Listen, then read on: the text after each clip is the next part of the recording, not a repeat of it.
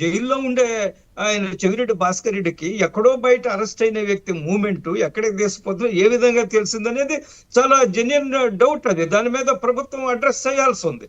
ఇంకా కొంతమంది కవర్ట్లు ఇంకోటి అతను థ్రెటన్ కూడా చేశాడు అంజారెడ్డి గారు. బయటకు వచ్చాక ఈ సిట్ అధికారుల ముందే నేను ఇల్లు తీసుకుంటా మీ అంతు చూస్తా అంటే డైరెక్ట్ థ్రెటనింగ్ కదా. ప్రభుత్వ యంత్రాంగంలో ఇంకా వాళ్ళు మోల్స్ ఉన్నారా, వాళ్ళని ఏ విధంగా కంట్రోల్ చేయాలి, ఇవంతా కూడా ఇది ఉంది.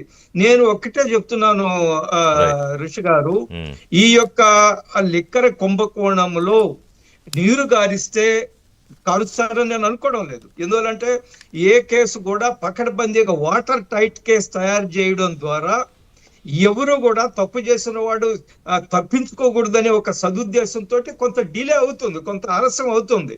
కానీ ఏవో పొరపాటునైనా ఈ తప్పు జరిగితే భవిష్యత్ తరాలను మనం మోసం చేసినట్టు అవుతుంది, ద్రోహం చేసినట్టు అవుతుంది. ఇది కేవలం అవినీతి పాయింట్ ఆఫ్ వ్యూ కాదండి, కేవలము 1000 కోట్లు సంపాదించారు కాదు, రాష్ట్ర భవిష్యత్తు, ప్రజల భవిష్యత్తు, యువత భవిష్యత్తుకు సంబంధించింది.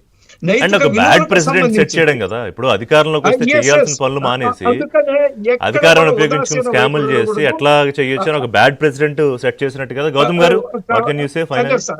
ఇది ఒక భవిష్యత్తులో ఎవడు